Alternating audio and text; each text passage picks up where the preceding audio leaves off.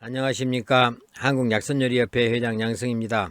24절기는 제가 그 전에 올렸던 영상 다시 올리고 있습니다. 그러나 해마다 상황이 다르다 보니까 앞부분만 다시 녹음을 하고 있습니다.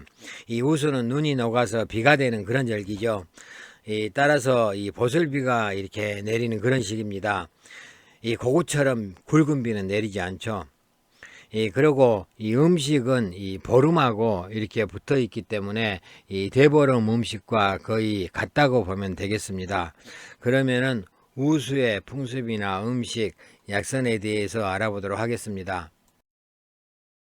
우수는 그 1년 중에서 입춘 다음으로 오는 두 번째 절기입니다. 아직까지 추운 겨울이 남아 있으면서 따뜻한 봄 기운이 들어와서 공존하는 그런 시기라고 볼 수가 있습니다. 따라서 그 음지에는 이렇게 눈이 쌓여 있기도 하고 또 양지 바른 곳에서는 새싹이 돋아나는 그런 시기입니다. 이 우수에 소리 없이 이렇게 나무를 적시는 정도의 비가 오는 것은 이 새싹이 나는데 굉장히 많은 도움이 되겠죠. 이 농촌에서는 또 우수에 비가 내려야지 이 못자리를 만들 수가 있고 또 그에 풍년이 든다고 여겼습니다. 만약에 우수에 비가 내리지 않으면은 그의 농사도 좋지 않겠죠.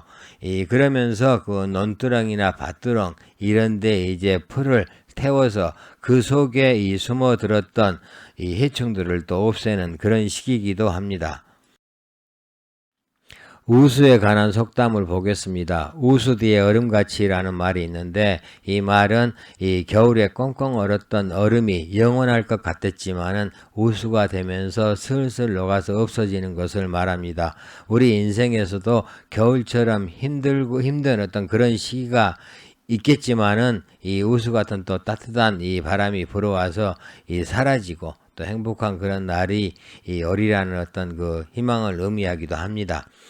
또 우수경칩에는 대동강물이 풀린다 그랬는데 이 겨울에 대동강물이 꽁꽁 얼어 있다가 이제 봄이 되면서 이제 풀려나가는 그런 시기라는 의미죠.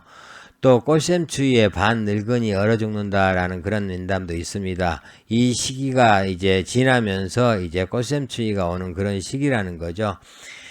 또 이제 그 우수를 3으로 나눠서 초후에는 수달이 물고기를 잡아 제사를 지내고 중후에는 기러기가 북쪽 지방으로 날아가고 마루에는 초목이 싹이 튼다라고 했는데 이 시기가 되면 이제 얼음이 녹기 시작하니까 수달이 이제 물속에 들어가서 물고기를 잡아서 바위에 올려놓고 또 들어가서 잡아다가 바위에 올려놓고 어느 정도 이제 분량이 되면 그때부터 먹기 시작하는데 이 바위에 널어놓은 그런 그 물고기들을 보고 사람들이 이 수달이 하늘의 제사를 지낸다. 그래서 이 초후에 이 수달이 물고기를 잡아 제사를 지낸다라고 표현을 했다고 합니다.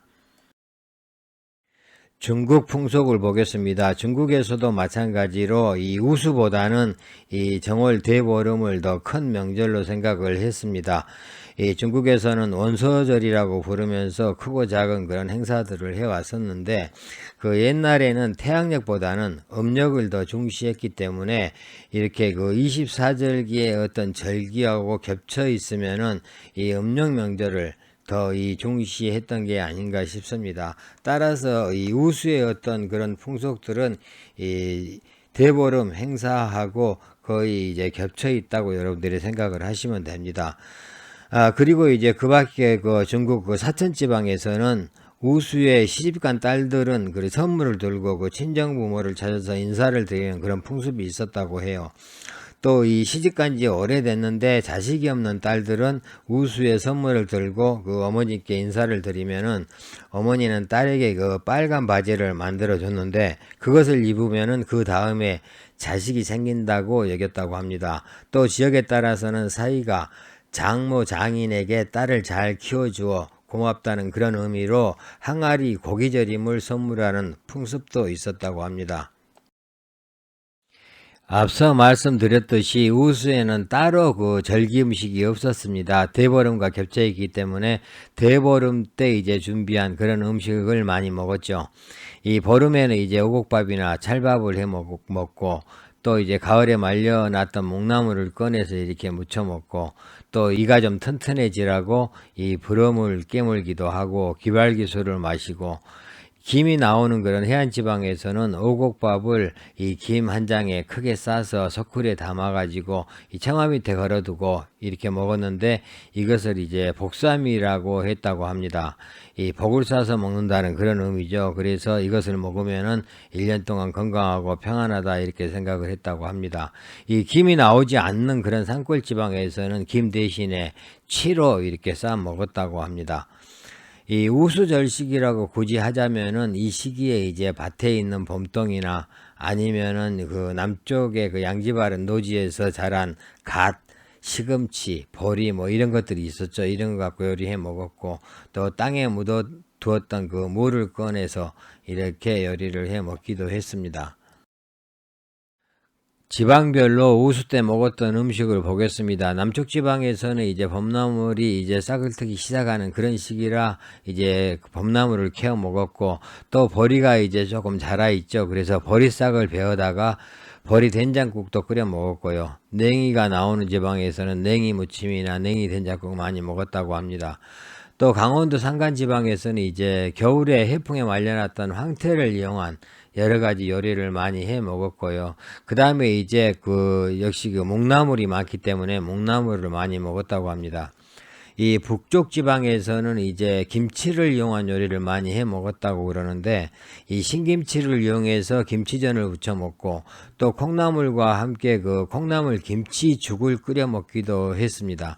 또 그 두부하고 김치로 만두속을 만들어서 김치만두를 많이 먹었다고 합니다. 해안 지방에서는 이제 아무래도 이제 해산물이 많이 나오는 때기 때문에 이제 나오는 해산물을 이용한 여러 가지 그 요리들을 만들어 먹었고, 또 남쪽에 이런 섬 지방에서는 날씨도 따뜻하고 그러기 때문에 이제 뭐 부추전이나 감자죽, 시금치죽, 봄동무침, 뭐 이 시금치 나물 이런 것들을 이제 많이 먹었습니다. 우수 양생법을 보겠습니다. 이 시기는 아직 기후변화가 안정되어 있지 않습니다. 이 낮에는 영상 10도까지 올라가지만은 밤에는 또 영하까지 내려가죠. 이 한사가 그래서 아직까지는 강하게 남아 있습니다. 따라서 민담에서 우수에는 봄이 거꾸로 가고 근육이 얼어서 끊어진다라는 말이 있습니다.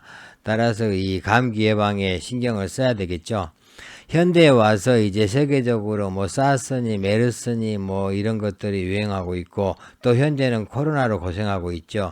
이런 그 전염병들은 바이러스로 인한 전염이지만은 1차적으로 개인위생 철저히 하면서 감염자 접촉을 피해야 되겠죠.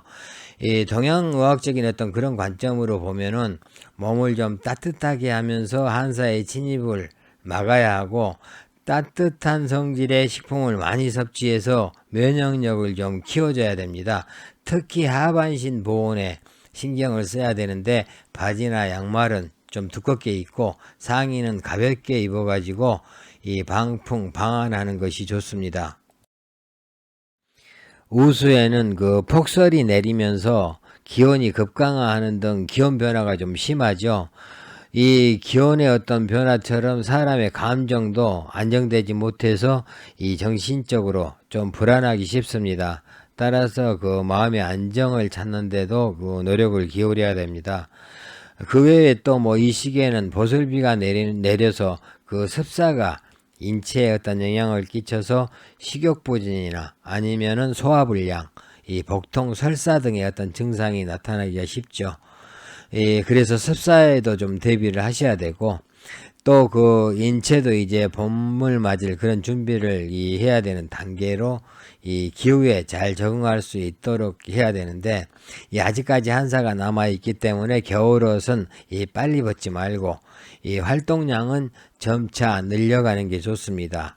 또 이 봄에 양기온이 이제 지속적으로 올라오는 그런 시기이기 때문에 인체의 어떤 간양, 또 간화, 간풍도 함께 그 올라오는 시기이기 때문에 한사도 주의해야 되고 습사도 주의해야 되고 이제 풍사도 대비해야 되겠죠.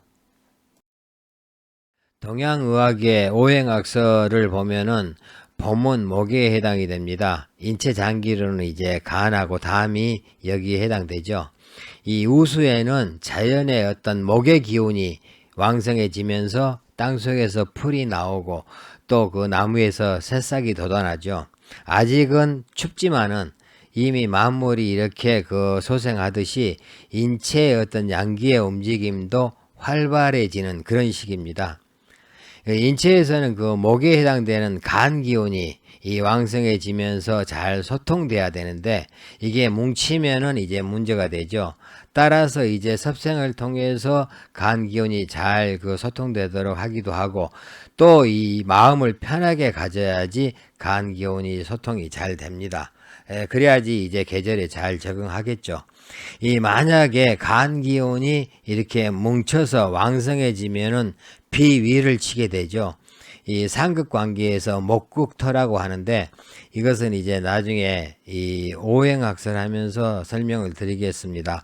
이 목국토는 목은 이제 간에 해당이 되고 토는 이제 소화기계통에 해당이 되죠. 그래서 이제 간 기운이 뭉쳐서 왕성해지면은 이제 소화기계통을 친다. 따라서 봄에는 이 소화기계통을 보호해야 된다라는 그런 이 이론입니다. 우수절기의 음식 양생에 대해서 말씀을 드리겠습니다.